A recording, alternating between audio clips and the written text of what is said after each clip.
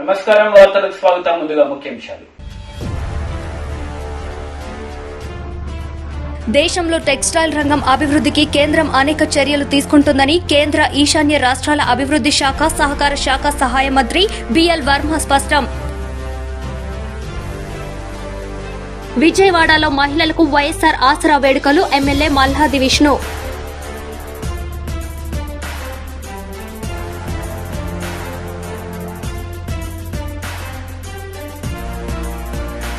మహిళల ఆర్థిక అభివృద్ధికి ముఖ్యమంత్రి జగన్మోహన్ రెడ్డి ఎనలేని కృషి చేస్తున్నారని శాసన మండలి సభ్యులు తోట త్రిమూర్తులు పేర్కొన్నారు. 3వ విడత వైఎస్సార్ చేయూత పథకంలో భాగంగా సీతారామ కమ్యూనిటీ హాల్లో చెక్కుల పంపిణీ కార్యక్రమం చేశారు. నా నమస్కారాలు తెలుపుకుంటూ, నిజంగా ఈరోజు ఒక పండుగ దినం అని చెప్పుకోవచ్చు. ఎందుకంటే ఏ పథకం ఒకటి ఇప్పటికీ మండపేట పట్టణంలో 2 విడతల కింద ఇప్పటి వరకు మనకి పడిన సంఖ్య అయితే 2,248 లక్షల ఆల్రెడీ పడి ఉంది. అలాగే కొత్తగా ఇప్పుడు 290 మందికి ఇప్పుడు కొత్త పెన్షన్లు వస్తున్నాయి.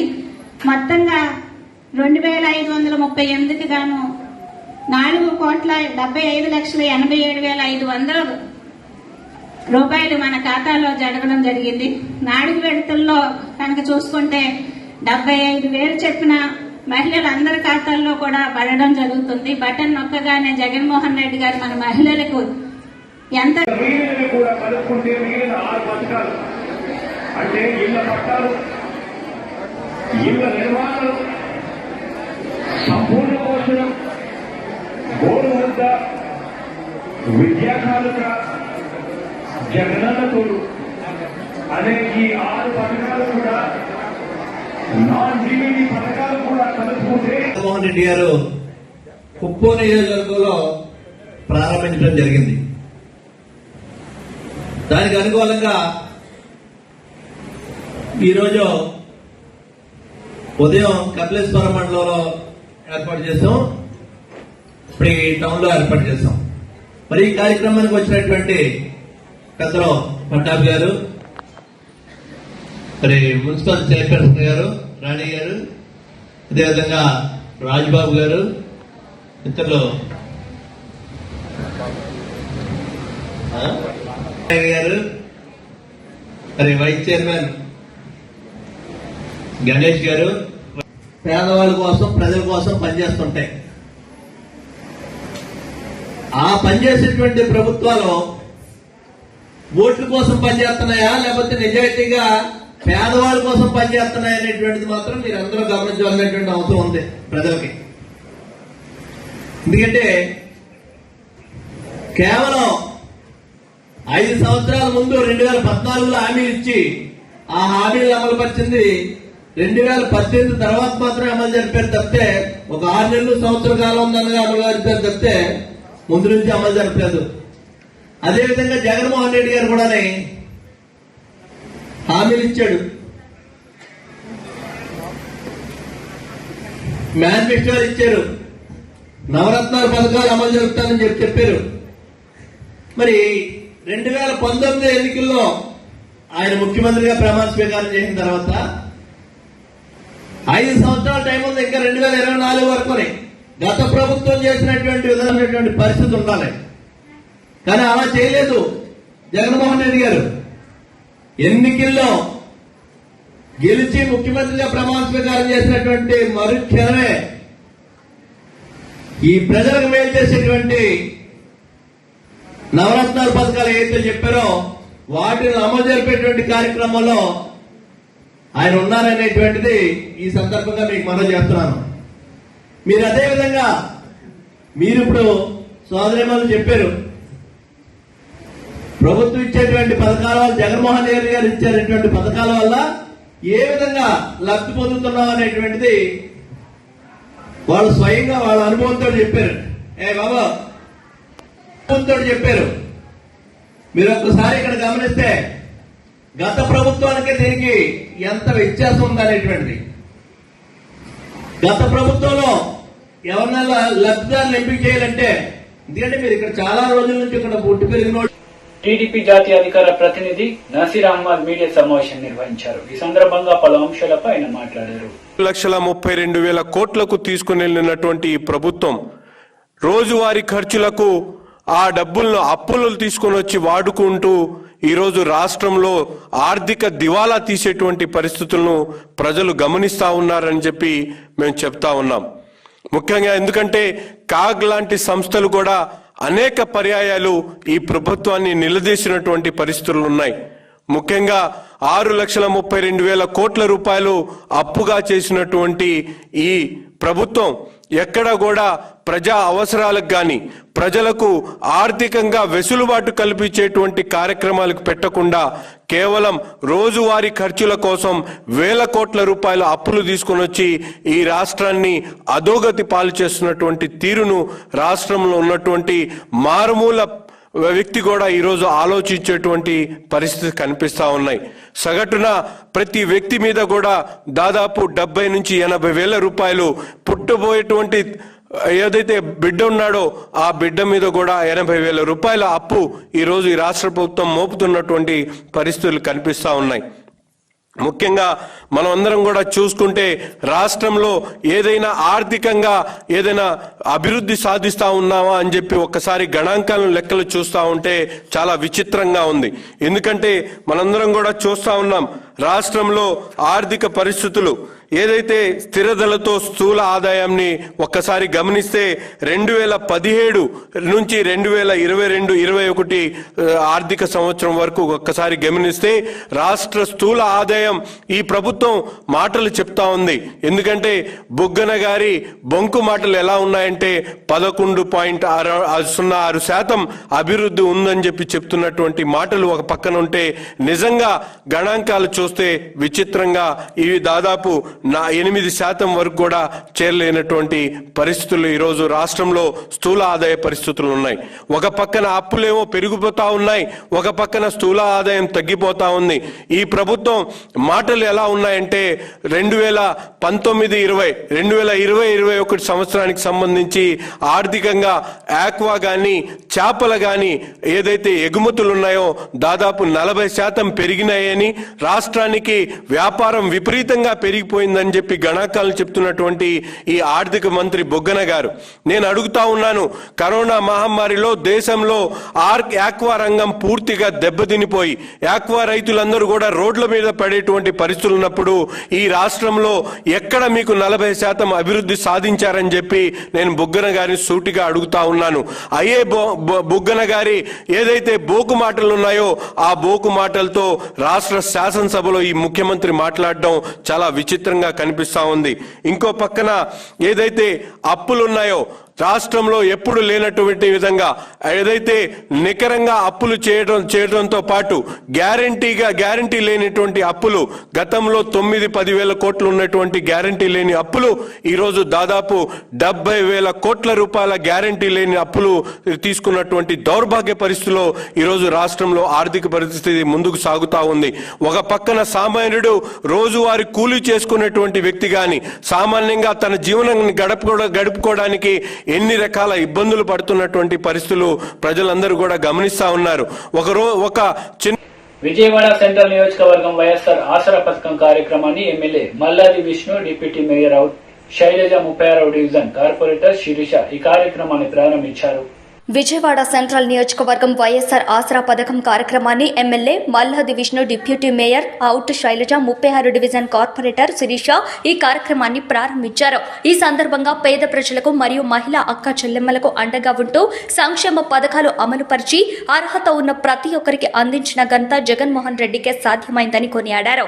ఈ కార్యక్రమంలో ప్రజా ప్రతినిధులు, వైఎస్ఆర్ పార్టీ నాయకులు, కార్యకర్తలు, మహిళలు పాల్గొన్నారు.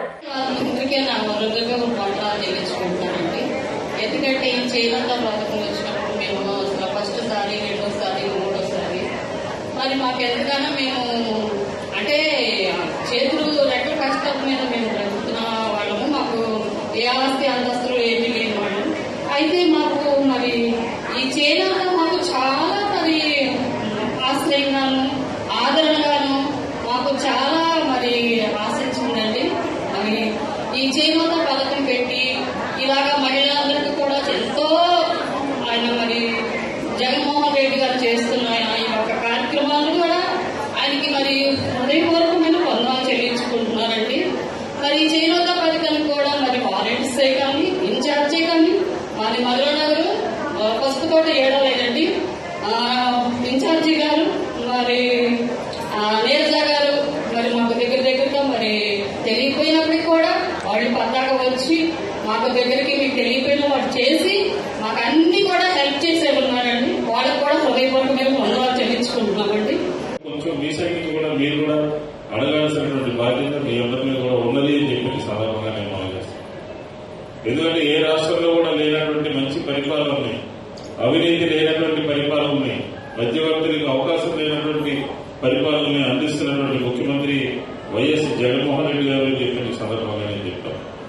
చూస్తా ఉన్నాం మేము ఈరోజు విదేశాల నుంచి కానీ లేకపోతే ఇతర రాష్ట్రాల నుంచి కానీ అందరూ వచ్చి ఈరోజు ఈ చేయూత కార్యక్రమాన్ని పక్కన ఉన్నటువంటి రాష్ట్రాలు కానీ నీతి ఆయోగ్ కానీ వరల్డ్ బ్యాంక్ కానీ లేకపోతే ఆర్థిక వేత్తలు కానీ అందరూ కూడా పొగిడినటువంటి కార్యక్రమం ఏదంటే ఈ చేయూత కార్యక్రమం అని చెప్పి మనం చేసుకుంటాం. ఎందుకంటే ఆసరాగా చేయూతగా నీ కుటుంబాన్ని నువ్వు పోషించుకునే విధంగా నీ కాళ్ళ మీద నువ్వు నిలబడే విధంగా ఒకేసారి ఒకే కార్యక్రమంలో 25 లక్షల మందికి మేలు చేకూర్చేటటువంటి కార్యక్రమం గతంలోనూ లేదు, భవిష్యత్తులో కూడా జగన్మోహన్ రెడ్డి గారి నాయకత్వంలో తప్ప ఇంకా ఎవరు కూడా చేసేటటువంటి కార్యక్రమం కాదు అని చెప్పి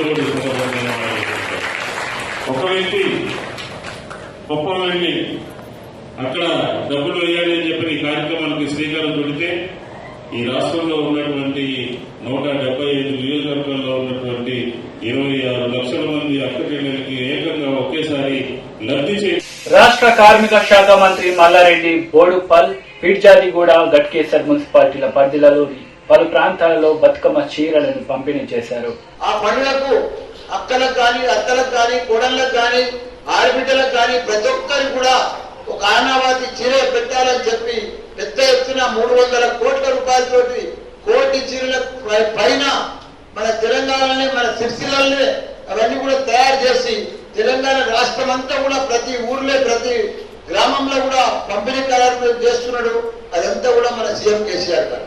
ఇప్పుడు ఏ పండుగ వచ్చినా సరే, ముస్లింల పండుగ వచ్చినా, క్రిస్టియన్ల పండుగ వచ్చినా, హిందువుల పండుగ వచ్చినా ప్రతి ఒక్కరికి కూడా కొత్త బట్టలు పెట్టి కడుపు నిండా భోజనం పెట్టే ఘనత మన సీఎం కేసీఆర్ గారు. ఇప్పుడు మనం చూస్తున్నాం 36 లక్షల ఆసరా పింఛన్లు ఉంటే 52 ఏళ్లకు అందరికీ కూడా మళ్ళీ కొత్త పింఛన్లు 10 లక్షల మందికి కూడా పంపిణీ కార్యక్రమం జరిగింది. ఇదే మాదిరిగా దివ్యాంగుల పింఛన్ కానీ, ఒంటరి మహిళల పింఛన్ కానీ ఇవన్నీ కూడా దేశంలో ఎక్కడ లేని విధంగా మన తెలంగాణ రాష్ట్రంలో కూడా పెద్ద ఎత్తున ఇవన్నీ కూడా కార్యక్రమాలు జరుగుతున్నాయి. కాబట్టి ఈ 9 రోజులు మన బతుకమ్మ పండుగ పెద్ద ఎత్తున చేసుకోవాలి. ఇక్కడ కూడా మేడ్చల్ మండలంలో కూడా పెద్ద ఎత్తున డీజే పెట్టి ప్రతి ఊర్లో కూడా ఒక్కొక్క రోజు డీజే పెట్టి ఇవన్నీ కూడా మన ఎంపీపీ గారి ఖర్చులతో ఎంపీ మండల ఆఫీస్ తోటే ఖర్చులు పెట్టాలి. డీజే పెట్టి లైట్లు పెట్టి పెద్ద పెద్ద గ్రామాలలో ఫస్ట్ గ్రామం మన డబుల్ బ్రేకర్లు స్టార్ట్ చేయాలి. ఎందుకంటే అక్కడ సర్పంచ్ అక్కడనే ఉన్నారు, వాళ్ళ ఎంపీపీ కూడా అక్కడనే ఉన్నారు. కాబట్టి అట్లా ఒక్కొక్క ఊరి నుంచి ఒక్కొక్క రాత్రి పెద్ద ఎత్తున మహిళా సోదరులందరూ కూడా పాల్గొని ఈ ఉత్సవం దసరా ఉత్సవాలు చాలా పెద్ద ఘనంగా చేయాలని కూడా కోరుకుంటున్నారు.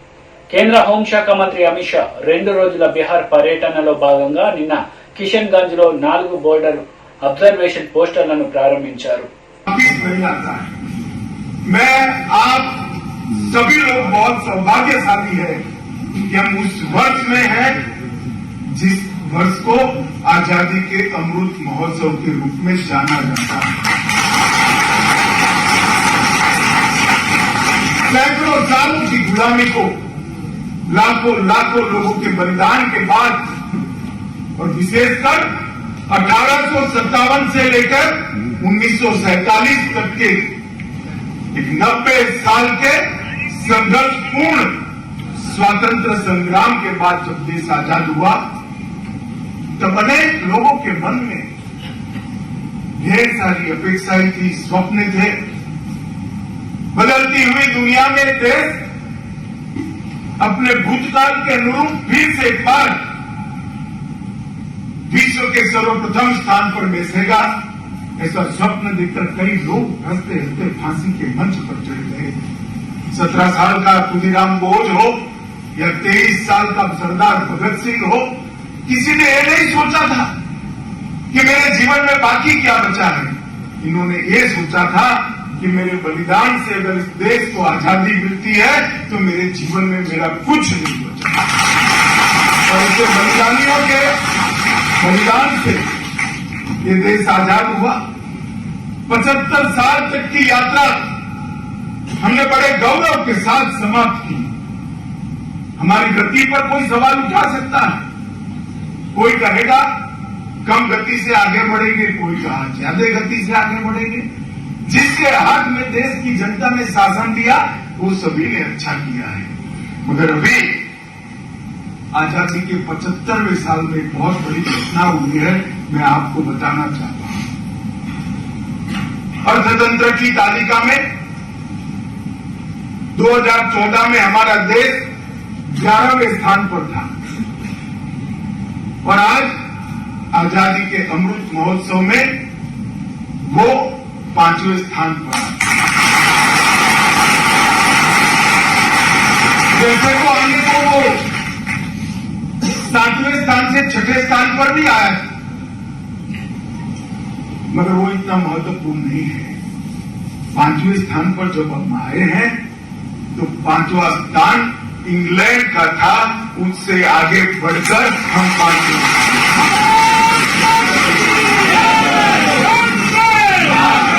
कोई सोच शराबा करे बगैर आज हमने पूरी दुनिया को बताया है कि 75 साल में हमने हमारे पुरुषार्थ से, हमारे धैर्य से, हमारे सही मार्ग से आपसे आगे निकलकर हमने बताया कि जो कहते थे कि अगर अंग्रेज चला जाएगा तो देश बिखर जाएगा, वो अंग्रेजों के देश से आगे बढ़कर आज हिंदुस्तान ने आजादी को सार्थक करने का काम किया है। जब कैबिनेट में प्रस्ताव रखा प्रधानमंत्री जी ने, मैं वो सौभाग्यशाली लोगों में से हूं जो वहां उपस्थित। उन्होंने आजादी के अमृत महोत्सव बनाने के लिए 3 लक्ष्य रखे थे कि क्यों मनाना है। एक तो अभी हमने बिहार के स्वतंत्र सेनानियों का, उनके परिजनों का सम्मान किया। हमारे स्वतंत्र संग्राम के कई जाने अनजाने महान योद्धाओं को आज की पीढ़ी नहीं जानती। जब तक आज की पीढ़ी उनको नहीं जानेगी, उसके जीवन में क्या करना है उसका उद्देश्य स्पष्ट नहीं होगा। कि 17 साल के खुदीराम बोस ने गीता लेकर हाथ में फांसी के फंदे पर चढ़ा, उसने नहीं सोचा था कि मुझे एक अच्छी नौकरी मिल जाएगी, मैं बहुत बड़ा व्यापारी बन जाऊंगा, मैं अच्छे से प्लेसमेंट करा लूंगा। तभी नहीं सोचा। 23 साल के सरदार भगत सिंह वहां से भागने की सारी संभावनाएं उपलब्ध होने की जगह इसीलिए सरेंडर किए कि मेरे फांसी पर चढ़ने से देश में चेतना जागृत होगी जो अंग्रेजों को निकाल बाहर कर।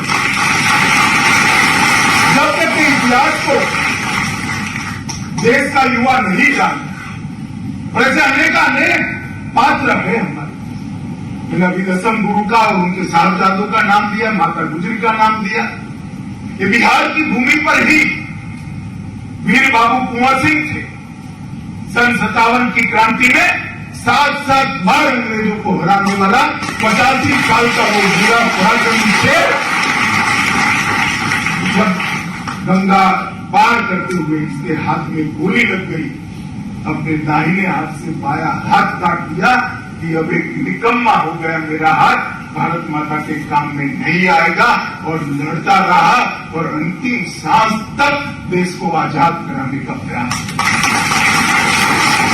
इस प्रकार से अनेक वीरों ने अपनी कुर्बानियां देकर इस देश को आजाद करने के लिए प्रयास किया था। वो इसलिए किया था कि हमारा जो भव्य भूतकाल है, पूरी दुनिया इस देश को सोने की चिड़िया के नाम से जानती थी।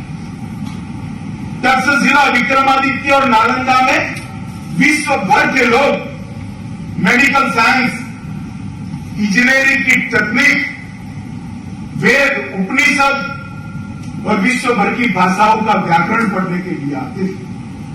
शिक्षा में भी हम अद्भुत थे, व्यापार में बहुत आगे थे, समृद्धि में पूरा देश हमारा, दुनिया हमारा लोहा मानता था। वो स्थान पर पहुंचाने के लिए देश को उन्होंने अपना बलिदान दिया था। और वो जब तक आज का युवा नहीं जानता, वो अपने जीवन के लक्ष्य तय करने में गलती कर देगा। इसलिए मोदी जी ने तय किया है कि आजादी के अमृत महोत्सव को पूरे स्वतंत्रता सेनानियों को, आज के युवाओं को समझाने के लिए, और हमारा जीवन हमारे लिए तो है ही। आपका विकास होगा तभी देश का विकास होगा। आपके विकास के बगैर देश का विकास संभव नहीं। मगर क्या साथ में हम कुछ ऐसा कर सकते हैं जिससे देश को महान बनाने की ये प्रक्रिया में और तेजी आए, और गति आए। और जब देश महान बनता है तो हम सब महान बनते हैं, क्योंकि भारत महान बनता है तो भारतीय महान। तो एक उद्देश्य तो यह था कि आजादी के अमृत महोत्सव को इस देश का युवा इस मौके पर हमारे स्वतंत्र सेनानी को जाने। दूसरा ये था कि 75 साल में हमने जो किया है उसका हम महिमा मंडन करें, गौरव गान करें, और इसके लिए जिन जिन ने योगदान दिया है उस सबको हम याद करें।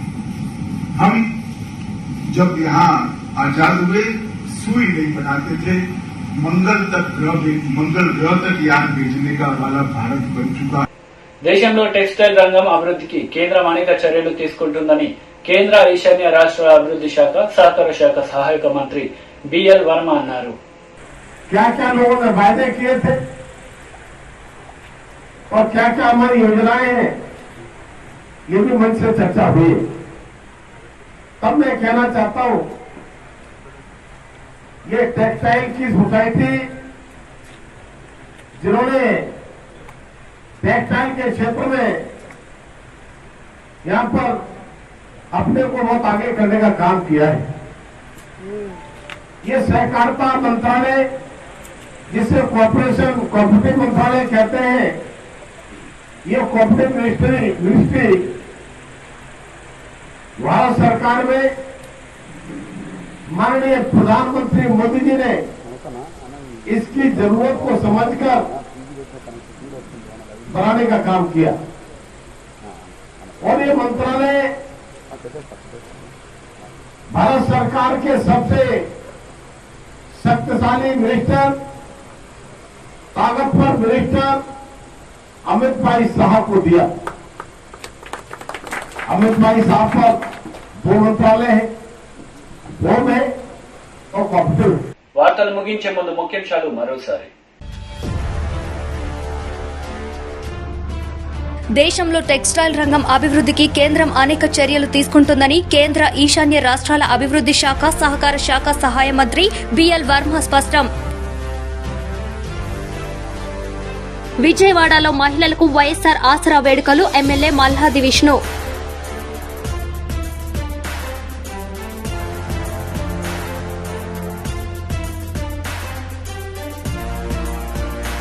ఈ వార్తలు ఇంతటితో సమాప్తం। తిరిగి ప్రసారమయ్యే వార్తలు మళ్ళీ కలుద్దాం। అంతవరకు సెలవు, నమస్తే।